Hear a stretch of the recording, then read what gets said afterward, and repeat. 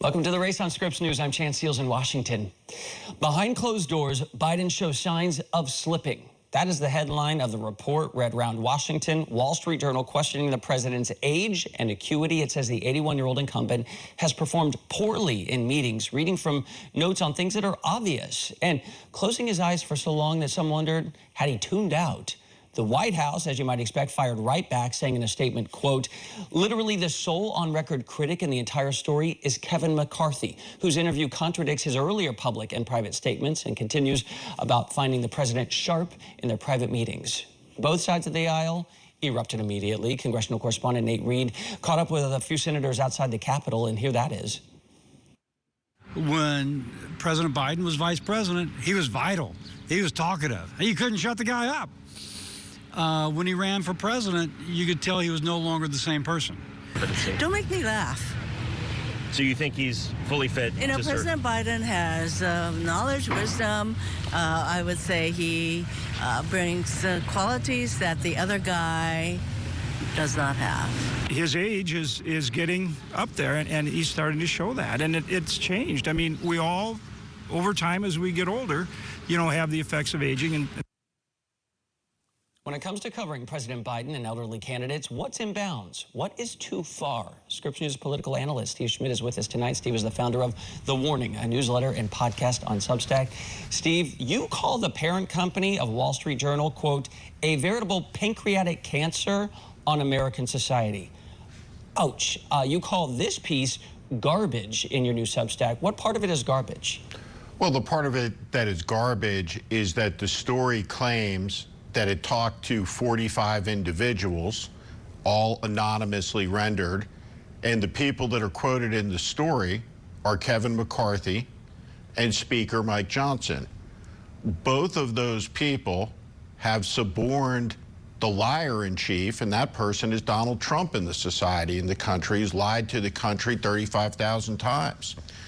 Kevin McCarthy is not credible because of the depths and the frequency of his documented public lying. And what I was trying to say is this: News Corp is the most corrupt public company in the United States, bar none, with the potential exception of the Sackler family. They've done tremendous damage. They've curated the great lie. It is ground zero. And at the core, this is a media story by a Wall Street Journal that is part of that enterprise that has some of the best reporters in the world working for it, but it's tainted by that association. And so this story validates any person's concern about corruption of fact, of decency, of standards. This story violated the Wall Street Journal's own standards. And let me also say, whatever you say about the president's age, and I've talked about it openly and directly, I don't think that Joe Biden should have run for re-election at 82. But that being said, he is the Democratic nominee, and he is running for election against somebody who has promised violence, should lock up his political opponents as recently as today. And President Biden just sat for a 28-minute long interview that appeared in its totality in Time magazine. The audio version is out there. He's in command. He's in control. He's speaking coherently about complex situations all around the world. And the same cannot be said for Donald Trump, who was incoherent, blustering, and insane in his version of the interview 3 weeks ago. So, as you point out with this Wall Street Journal piece that just exploded, they talked to the White House, they talked to several Democrats, but as far as critics, it was pretty thin on name sources. I think one name source, maybe two. You describe it like this, quote, the observations of Kevin McCarthy, a serial liar with no credibility whatsoever, and Speaker of the House Mike Johnson, who believes people and dinosaurs lived together 6,000 years ago. Okay, pretty clear. But Steve, we have seen President Biden fumble. We've seen him forget. Verbally, he can be really hard to understand. Are you saying nothing is off with him? I think one of the biggest political mistakes that Democratic strategists could make is to tell the American people that Biden is as vibrant as he used to be. The question is he capable enough now for the next 4 years in the choice against Donald Trump? He is 82. The country has never elected somebody who's 82. I think the country badly needs generational change. That's not what we're talking about as it pertains to this story. What we're talking about in the story is with anonymous sources plus Kevin McCarthy plus Mike Johnson, the Wall Street Journal has made an indictment of the president's fitness, basically accusing him of being senile, not with facts, not with evidence, not with specifics, but because Kevin McCarthy said so, and Kevin McCarthy is a serial liar. That's documented. So this is a smear. This is an ad hominem attack. This is something you would expect to see on the covers of the New York Post or Rupert Murdoch's Daily Mail or some other broadsheet of filth that falls under his domain. I see. Yeah, during Trump years, you're probably not going to find any Republican in the right mind coming out to say, I think he's off. You know, in Biden years, we don't know the state of mind, but a lot of Democrats probably are not going to go on the record to say, you know, we're worried. Do you think that that's just part of it, that whoever's the incumbent, that someone of their own party is not going to say, I'm a little concerned? Or do you think that there really is nothing to be worried about? He can govern this country until 2029. I'm trying to get a feel for what you really think. I think that this story is misunderstood as a political story. At the end of the day, you have a 78-year-old Donald Trump running against an 82-year-old Joe Biden.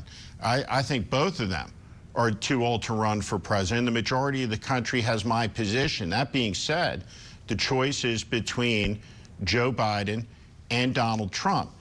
This is not a political story. This is a media story. And the reality is when we look at the Washington Post, which is in big trouble, the hiring of Rupert Murdoch editors, the hiring of British editors into some of the most venerable journalistic institutions in the country that point to, if this is going to be the prologue, a great degradation of all and any standards. Do we want to see America's great newspapers turned into the Daily Mail? Do we want to see the Piers Morgan standard be the American broadcast standard? We don't at all. Okay. And so this story is a bad story, and it disgraces the journalistic standards and the journalists at the Wall Street Journal in exactly the same way the Ronna McDaniel hiring disgraced the journalistic standard at NBC News. Okay, really quick on the other side, Donald Trump. Where is Donald Trump? Because after 6 weeks in court, I guess I just thought he'd be two-stepping across the country. Where is he right now? He's probably playing golf. Okay. I mean, listen, I think like at the end of the day, wherever Donald Trump is beside the point. What Donald Trump has done this week is threatened violence against the American people who would dare to oppose him. I am one of those people. There are millions of us who do not want to see Donald Trump lead the country. We have a birthright of Americans to speak out, to say it freely, to assert our opinions squarely without fear of criminal conviction or being locked up. And what we are crossing right now in this moment as we speak since this trial is a Rubicon. Things are heating up. Donald Trump has raised $134 million. There are huge percentages of the American population that think that this trial was very badly done, that it was not legitimate. And so because we have a lack of restraint across the country in so many aspects of our society, we're going to have a very, very hot summer, and it's just beginning. Scripps News political analyst, author of The Warning, Steve Schmidt. As always, good to see you.